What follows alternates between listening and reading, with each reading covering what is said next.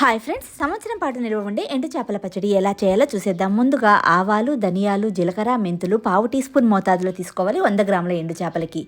ఇదంతా వేపుకొని మెత్తగా గ్రైండ్ చేయాలి. ఇందులోనే గుప్పెడు వెల్లుల్లిపాయలు కూడా గ్రైండ్ చేసి పక్కన పెట్టుకోవాలి. ఎండు చేపలు శుభ్రంగా కడిగి ఆయిల్లో డీప్ ఫ్రై చేసి కాస్త అల్లం వెల్లిపాయ వేయాలి.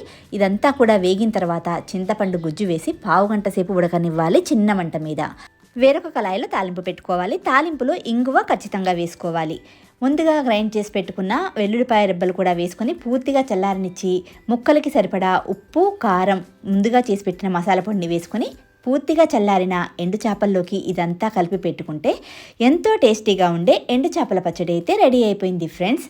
చింతపండులో ఉడికించాం కాబట్టి ముక్క టేస్టీగా ఉంటుందండి. మీరు కూడా ఒకసారి తప్పకుండా ట్రై చేయండి. ఇది ఫ్రిడ్జ్లో పెట్టుకుంటే సంవత్సరం పాటు నిల్వ ఉంటుందండి.